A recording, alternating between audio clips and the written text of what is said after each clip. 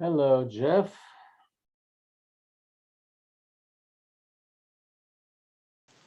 Hello, Rabbi. Welcome back. Thank you very much. How was your trip? Trip was excellent, thank God. Good. Meet up with a lot of old friends, acquaintances. I did, friends and family, and made a bunch of new friends too. Good. Hello, Rabbi. Welcome back. Hello, David. Thank you. Hi, How are David. you? How are you? Well, Rita? thank you. And you and Rochel. Baruch Hashem. And congratulations, Mazel Tov again on your award at the Jewish Achievers Thank you. Thank you. event. Yeah, it's a good thing it was virtual because I was in America at the time. Yes. Did somebody accept it on your behalf? No, I pre-recorded. Uh-huh. Mm-hmm. Good. So what's been happening in the last few weeks? It's been you never had a live you never have a live teacher, huh? No, and it's been raining. I See know. the forecast. I see the forecast is for rain this whole week and next whole week in Johannesburg. Yes. Well, it's good for the We don't garden. have- We've added the prayer for rain, but Don't have so much kavana, please. Hello, Stephen. Can't hear you. You're muted. Hello, Rabbi. Welcome back. Thank you very much. I think I got a message from Sorry. you. we've What? had some. Go on, Stephen. Go on. Well, I was So saying we've had, post Hanukkah blues. Post Hanukkah blues. well, today is still Hanukkah. It's not post Hanukkah yet. You still got another. Oh, you're right. You're right. Still got Last another day. 7 hours. Quite right. Enjoy it. yes. Let's make the most. We've had a lot of sessions recently, classes about doves and turtle doves and Yes. Hanukkah lighting. all the possibilities and Ah. impossibilities. Very confusing. I must confess, it's not my favorite subject. I don't have any personal experience having offered sacrifices. Yeah. Hello, Kent. Long time no see. Hello, Rabbi. Welcome back. Good to have you back. How was your speaking trip? Did it go well? It was great, thank God. Eight cities we covered. Wonderful, wonderful. Okay, and all healthy all the way? Baruch Hashem. Great, wonderful. Yeah, COVID seems much less problematic in America, and at least the places I went to. Only one event was canceled. In Kansas City, they had a bit of a spike, so they canceled the Friday night in-person dinner. But other than that, everything carried on, and most places, very few people wearing masks even. But that's exactly the concern, that they're not taking these precautions, which they still need to do. Yeah. I don't know. Did you get a job, Kent? You're looking very formal today. That's what I said. So I'm in office at the moment. So I'm working a bit out of office and a bit at home. So yeah, you'll know whether I'm in office from what I'm wearing. Thanks. It's the braces are a giveaway. Eh? That's it. Of course. The time also. Okay. Very So, smart. Very smart. Let me share the screen with you. And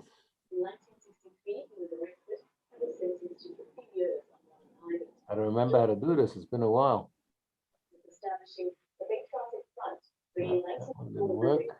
let's go back to, give me a second. This is Timothy Olachoso's application for a list while target is list. He and his accused in the Try son of again. also wanted the judge to Okay. They claim the prosecution conspired with witnesses to commit perjury. Olachoso was Okay. Okay, so whoever has the radio on, it's too much Yes, competition. I'm going to put the TV softer now. Thank you. Okay. Have I Hello, maybe Martin. muted? Hello, Maybe Michelle. Hello, Rabbi. Nice to be back with you. I'm glad you haven't all disappeared in my absence. Thank you very much for your message. Welcome back from your travels. Thank you, thank you, thank you. Okay. Right, so you have been doing these chapters, Psule HaMukdoshim. Psule is from the word pasul, which means invalidated. Mekudashim is from the word kodesh, from holy articles. So we're talking about sacred articles, sacred offerings in the temple that have become invalidated for one reason or another.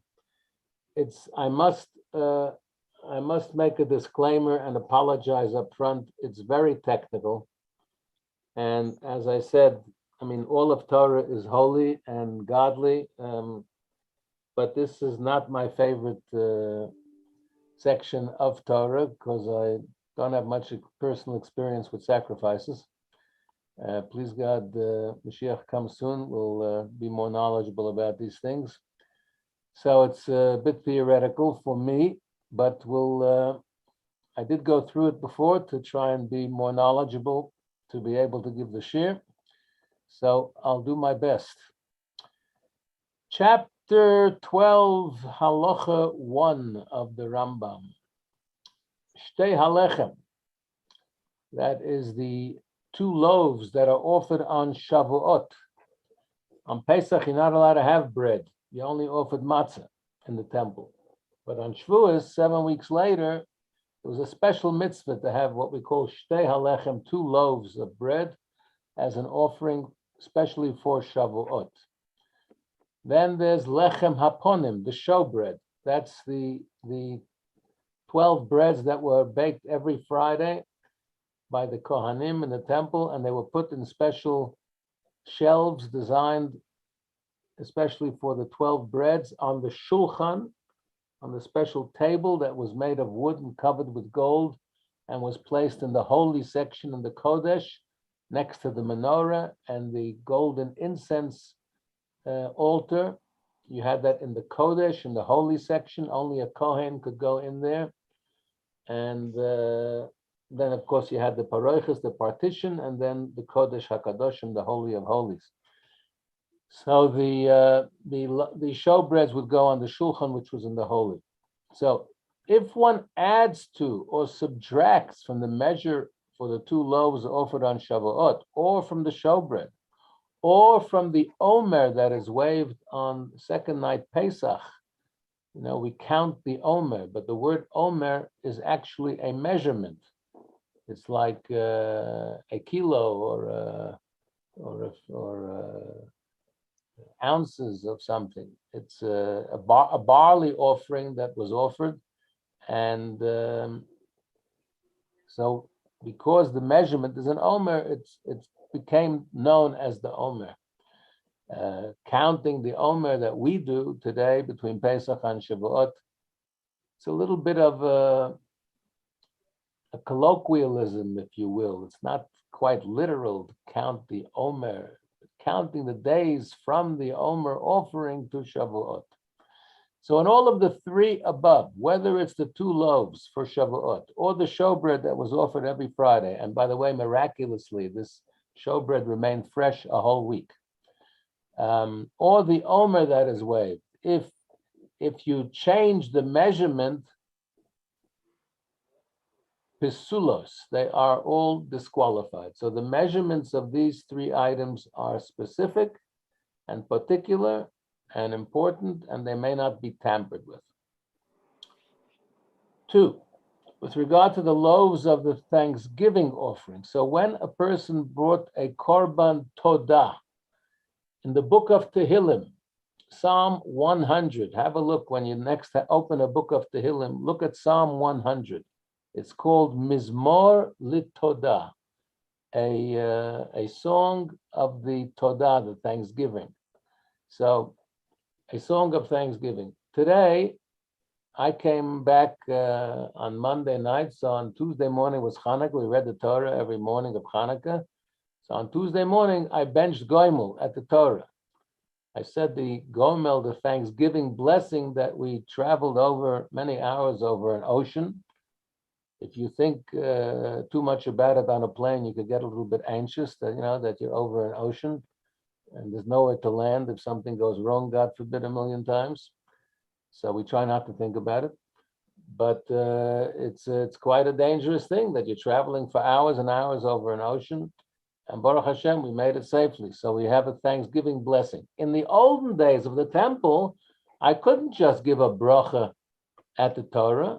I would have to actually donate an animal as a korban todah, as a Thanksgiving offering.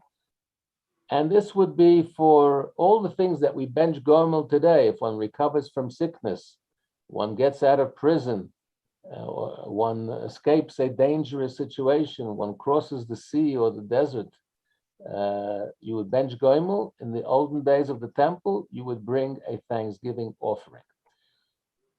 The Thanksgiving offering was accompanied by breads, by special breads as well. Let me just zoom down to number 4 for a moment to see if there's anything we need to share. No, sorry.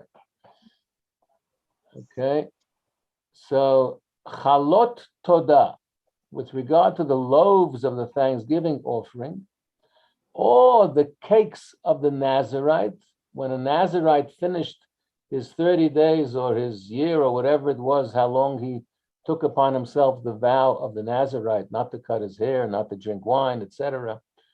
When he finishes his period of a Nazarite, of a Nazir, he had to bring certain offerings, and one of them was cakes that went with the offerings. So whether it's the loaves that are associated with the Thanksgiving offering, or the cakes that are associated with the Nazarite's offering, if these loaves lacked the required measure before the blood from the sacrifice was cast on the altar, they are unacceptable. If the blood was already cast, it's okay. So to me, it sounds like what he's saying is that in the first instance, it's a problem, but if after the event you did it, it's acceptable. Similarly, another such idea would apply to the 2 loaves. If they lack the required measure before the blood from the sacrifice was cast on the altar, it's unacceptable. If they already cast the blood on the altar, then it's kosher. So before we said it has to be exact, but Sam seems like if he already did it, it's acceptable. Not ideal, but acceptable. 4, with regard to the showbread, if it lacked the required measure before the bowls, I see 2 typos in this number 4. If it and anyway, if anybody wants to contact the editor, feel free. With regard to the show, if it lacked the required measure before the bowls of frankincense were placed on the altar's pyre, so frankincense is one of the ketoret, the incense offerings that was used in association with various offerings. So with regard to the showbread, if it lacked the required measure before the bowls of frankincense were placed on the altar's pyre, it's unacceptable. But if they already did it, the bowls of frankincense were placed on the altar's pyre, it's kosher. 5, however, hanesochim, the accompanying offerings that lacked the required measure, whether the sacrifice was offered or not, they are acceptable, but other accompanying offerings must be brought to complete the required measure. So when there's accessories, things and libations that you have to do together with the offering, so those are not so serious. So if it wasn't offered in the beginning, it's kosher, but still you should make it up.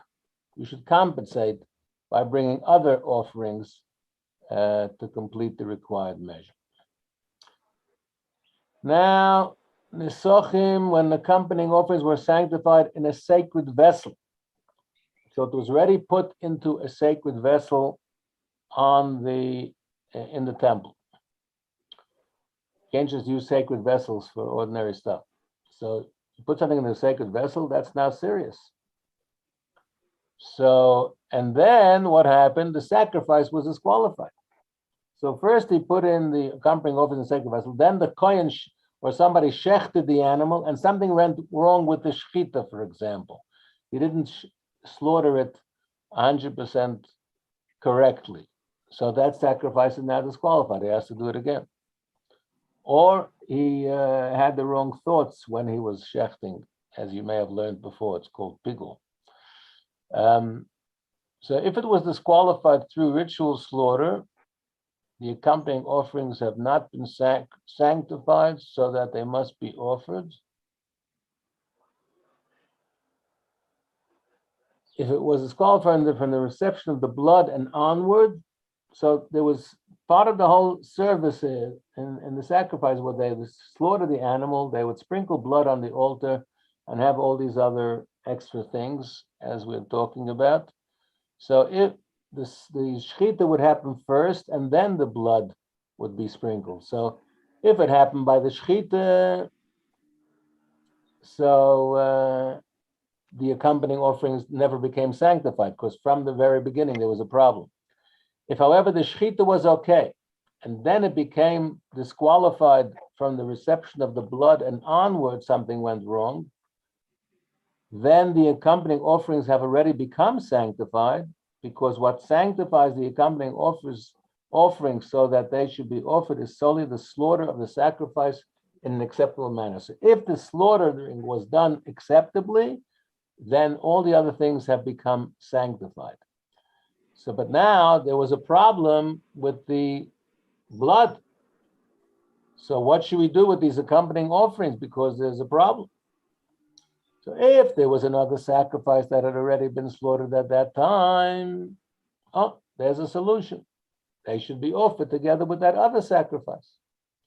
If there was not another sacrifice that had already been slaughtered at that time, then they are considered as if they were disqualified because they were left overnight, and they should be destroyed by fire. So it's sort of holy. You can't use it for the regular sacrifice. Once it's sanctified, you can't take it home and use it for ordinary stuff. So what can you do? So you just have to destroy it so that it should not become defiled or abused in any way. When does all the above apply? With regard to communal sacrifices, because the heart of the court, the Beth Din, makes stipulations concerning them.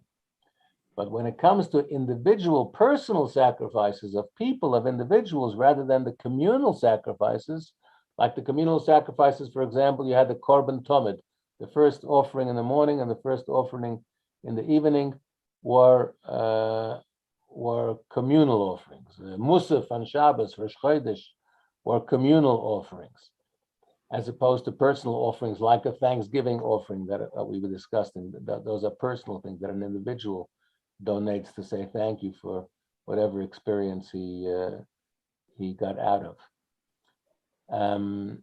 So if it's a personal sacrifice, these should not be offered together with another sacrifice, even if that was happening at the same time.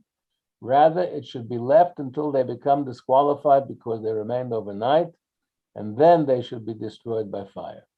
So all the offerings, they have a limited time that they're available. Otherwise, we have a concept called notar, left over. If something was left over, like the Korban Pesach, right? Why do we eat afakoyman at our Seder? The first night in particular, you're supposed to eat it before midnight. Yeah, you familiar with that? If a Coleman gets eaten before midnight, you know about that?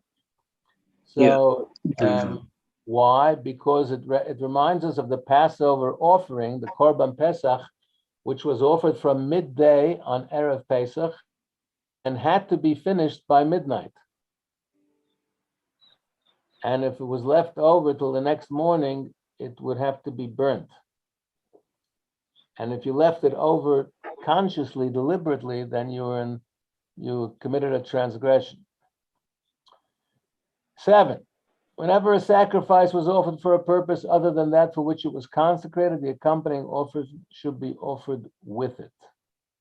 So it was not an ideal situation. It was offered for a purpose other than that for which it was consecrated. Let's see what the notes here say. I think I saw something in the notes here. Yeah, look at 17. I.e., when one sacrificed it with the intent that it was another type of offering. For example, he slaughtered an animal consecrated as a burnt offering, a korban oila, with the intent that it was a peace offering, a korban shlomim.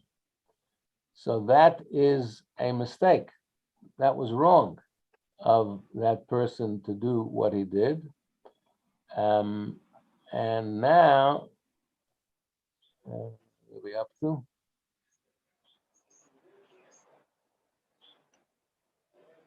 Seven. Thank you. Yeah. So if it was offered for a purpose other than that, which, like the Kohen, for example, had in mind the wrong offering, the accompanying offering should still be offered with it. So it might be problematic and they might have to redo the whole situation, but meanwhile, they should offer it with it. 8.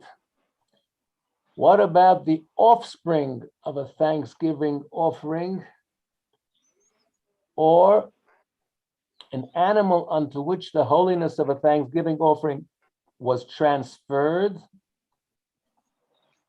For example, something went wrong with the first animal, so he transferred it to use another animal.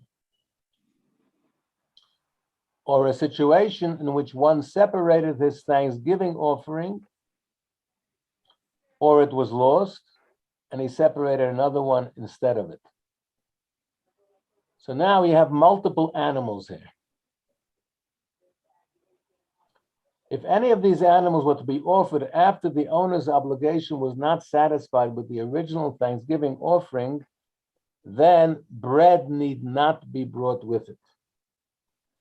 If the owner's obligation was satisfied with the original offering, and the one separated in place of it and its offspring, or it and the animal onto which its holiness was transferred are both present before us, then bread is required to be brought with both of them.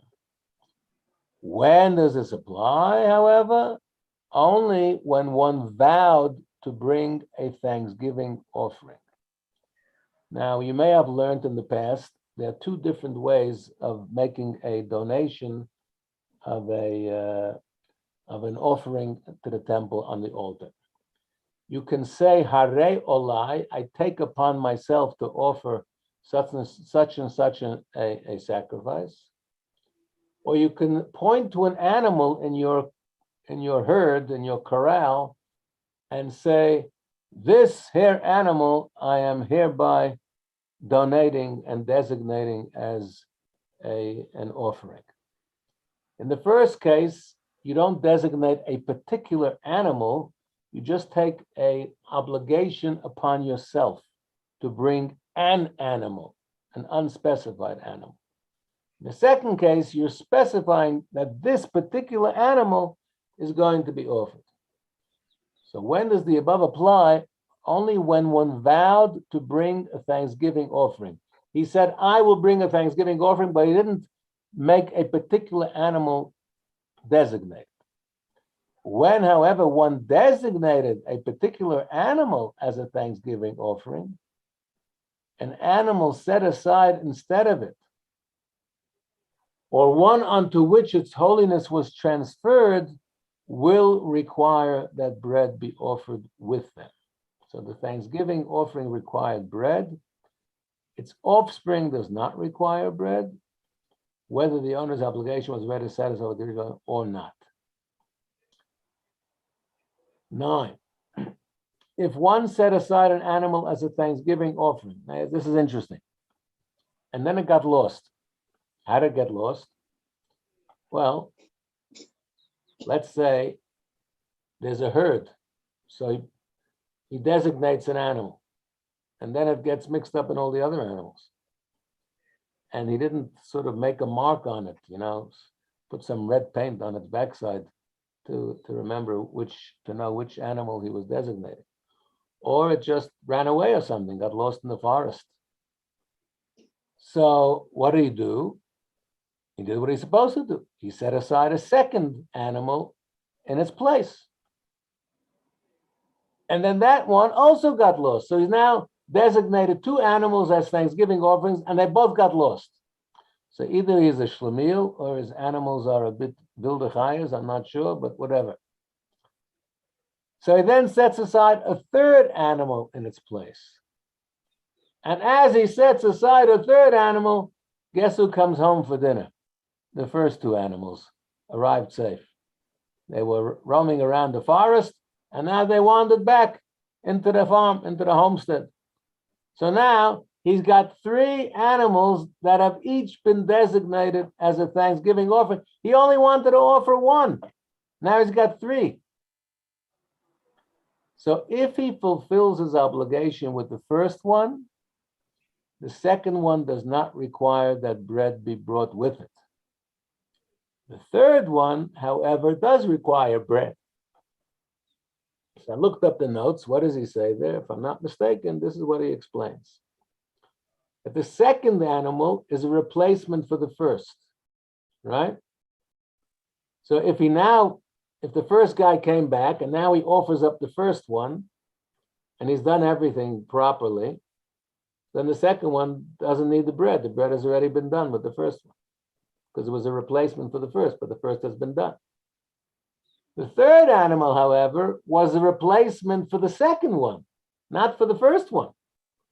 So by doing what he had to do with the first one, it does not exempt the third one from the bread, because the third one was a replacement for number 2 that got lost, not for number 1.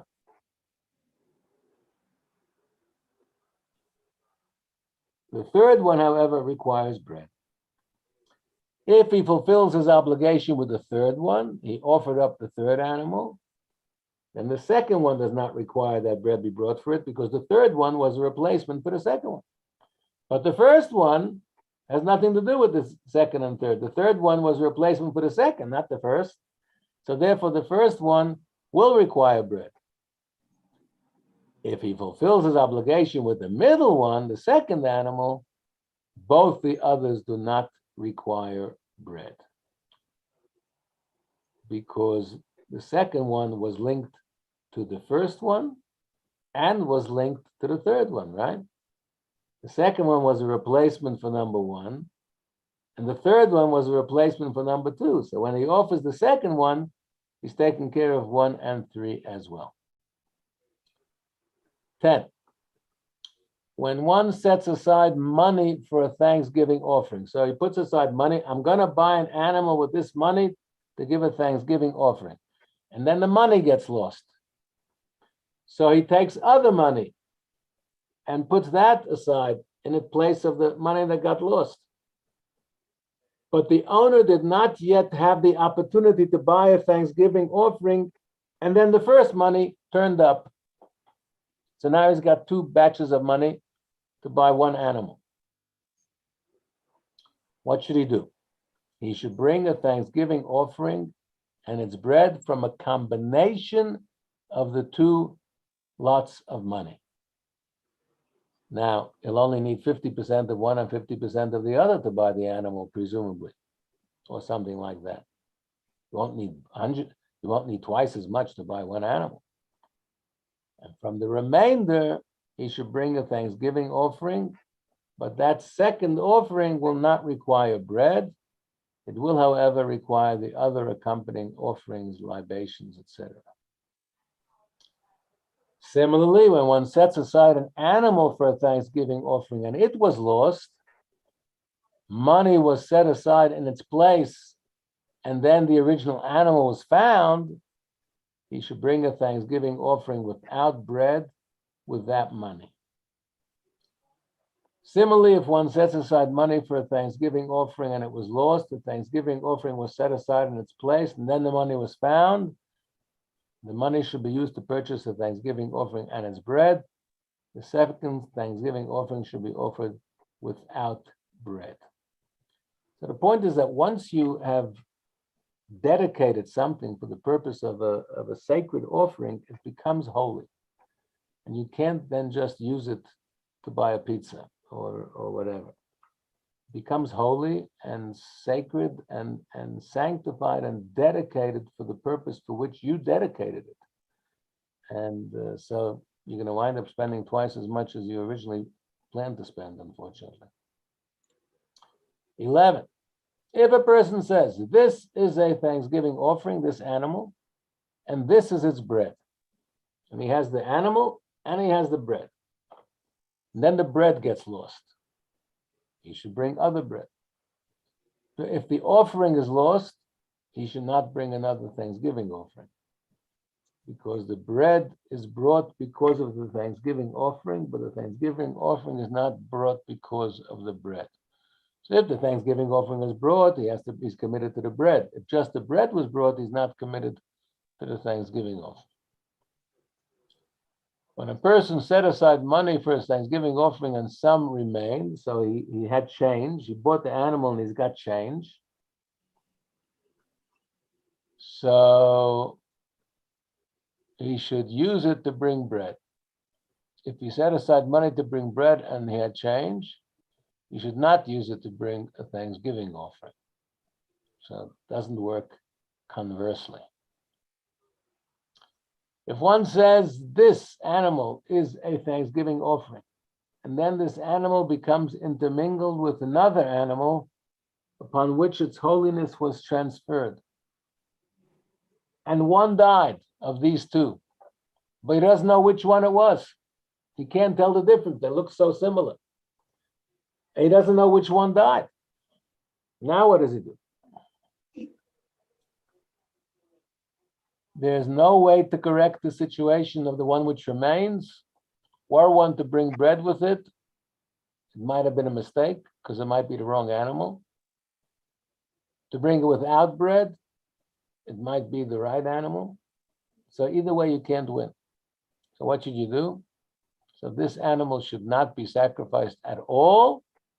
Rather, it should be allowed to pasture until it contracts a disqualifying blemish. Now, once it contracts a disqualifying blemish, let's look at number 43, at which time it should be sold and the proceeds used to purchase another thanksgiving offering and its bread. Okay, different opinions, but we're not going to go into that.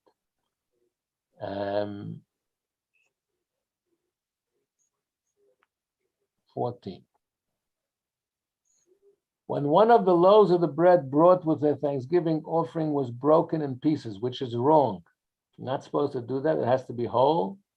They all disqualified. If a loaf was taken outside the temple courtyard, which is wrong, not allowed, or it became impure, the remainder of the breads are acceptable. The bread was broken in two, or contracted impurity, or was taken outside the temple courtyard before the thanksgiving offering was slaughtered, then he could still bring another bread and then slaughter the animal. If it became disqualified after the animal was slaughtered, the blood should be cast on the altar, the meat of the sacrifice should be eaten, but all of the bread is disqualified, and the person bringing the sacrifice has not fulfilled his vows. He's going to have to do it over again. So he's going to have to spend more money now on another animal. If the blood has been cast upon the altar and afterwards some of the breads were broken and two became impure or were taken outside, the person bringing the sacrifice should separate one of the whole loaves, for all the loaves of that type, including the one which is broken, one of the pure for all the others, including the one which is impure, and one which is in the temple court for all the other, including the one which was taken outside. So he should separate one of the loaves for all of the others. 15, when a Thanksgiving offering was slaughtered in connection with 80 loaves. Now, apparently it needed 40. The Thanksgiving offering apparently needed 40 loaves. And this guy went and brought 80. So 40 of the 80 are not consecrated. Now, if he said, may 40 of these 80 become consecrated, he should take 40 from the 80 and separate one from each category brought as an offering. The other 40 should be redeemed, and then they are considered as ordinary bread. In 51, the commentaries ask, why does that have to be redeemed? He only consecrated 40 of the 80, so the 40 should be completely ordinary stuff that you could use for Sunday brunch. Why do they have to be redeemed? So he says it's speaking about a case where he actually consecrated all 80 at the beginning. Otherwise, it wouldn't make sense. 16, when a person slaughters a Thanksgiving offering, but its bread was located outside the walls of Beit Pagi. Beit Pagi is, it's a location. Let me see, 52, let's give it to you exactly. The wall that surrounds the Temple Mount. Okay. So that's further than the temple courtyard. So he slaughters a Thanksgiving offering, but its bread was located outside the walls of the Temple Mount. The bread is not consecrated. It has to be inside. If, however, the bread was outside the temple courtyard, but still inside the walls of Beit Pagi, the bread becomes consecrated, even though it's not inside the actual courtyard, but as long as it's inside the walls. If he slaughtered an animal designated as a Thanksgiving offering before the surface of the bread in the oven became hard, even if all the breads became hard except for one, the bread is not consecrated. So they all have to be finished, complete. By hard, he doesn't mean hard inedible. It means hard. I think he means that it's fully baked. Let's just check that I'm correct. 54. The bread must be baked at the time. Yeah, that's what I think I saw. So it must be fully baked. I think hard means fully baked, not half baked.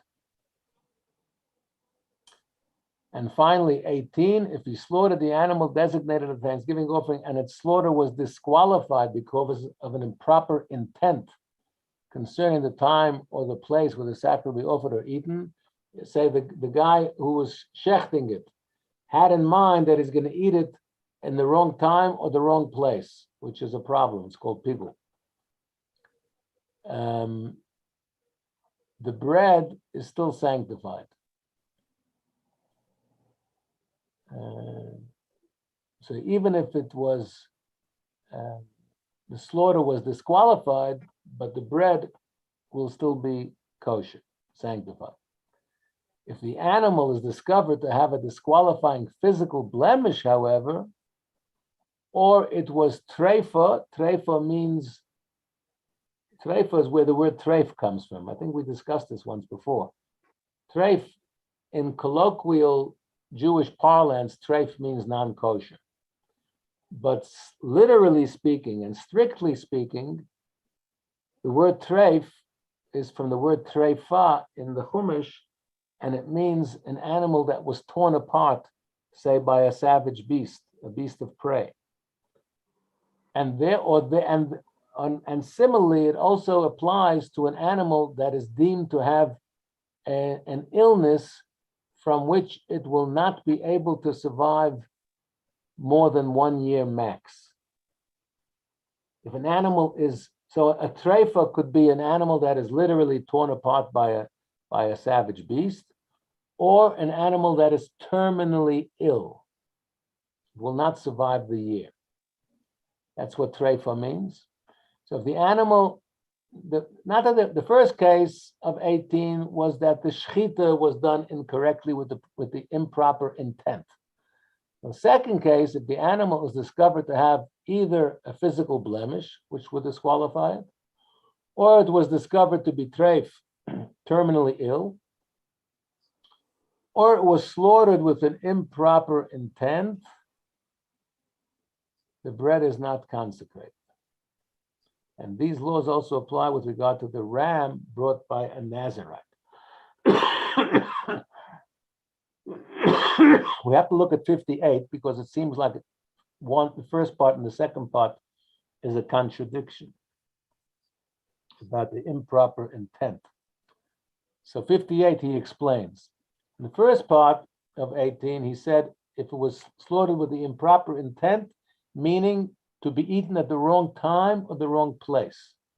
Now he says, if it was slaughtered with the improper intent, i.e., 58, it was slaughtered with the intent of being offered as another type of sacrifice. That's a different kind of improper intent. In such an instance,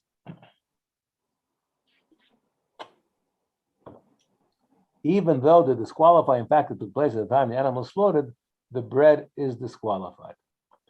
And he quotes the Chumash. So there's a difference. Hey, you see improper intent concerning the time or the place where it will be offered or eaten, then the bread is sanctified. If it was improper intent that it's the wrong sacrifice, it's one kind of sacrifice, and he has in mind that it's a different kind of sacrifice completely, then the bread is not consecrated. Okay, thank you for your patience. And Rabbi, may I make a suggestion for you? yes, Instead of rolling down to the notes as you do, yeah, if you simply hold your cursor over the little note number, it actually come up. brings up a little window with the details of the note there. really? Yeah. Oh, you are my teacher and my mentor. Thank you. And sometimes we can even do it on our own, on our screen if you touch it. It doesn't really? always work. That I It doesn't haven't always found. work. Okay, very good. Thank you. That's a very helpful suggestion, Kent. I appreciate that. You taught me something I didn't know. Sure. Not if it's the rabbi sharing. And next time I do it, No. if I forget this lesson, next time I do it, please pick me out and remind me. Okay, we'll do that. Of course. Okay. Okay, so good to be back. Oh, you want to do the quiz, Michelle? Oh, you like Michelle quiz. wants to. Rabbi, just to clarify, that the showbread is only with the Thanksgiving offering. Is that right? No, the showbread was No. every Friday in the temple. Nothing to do with specific offerings. Or it says about the proper intent. That offering can be any offering then. Improper intent is something else. Showbread was 12 bread that were baked every Friday in the temple. And Yes. they would stay there for a week. They would remain fresh. And the Shabbos. next Friday, they would give it out to the Kohanim to take home to their families and bake Yes. new. I apologize. I forgot to do the quiz, and now I've closed the page. Oi. Will you forgive me, Michelle? Yeah, not a problem, Rabbi. This is a challenging share. Not a It's a little problem. complicated. If you guys have it, feel free to do the quiz yourselves. Thanks, Rabbi. Thank you, Thank Rabbi. you, Peter. Rabbi. Thank you. Let's Bye-bye. hope Rabbi, Thanks very much. I hope next week will Bye, be everybody. more stuff we can all relate to more easily. Dave, Thanks, you want to Rabbi. say something? Thank you. Thank you. What happened here? Hi, everyone. Okay. Cheers, Jeff. Bye-bye, bye, bye. Bye. Bye. Bye. I'll leave this. Why is it not letting me leave? Yeah. I gotta leave. There we go.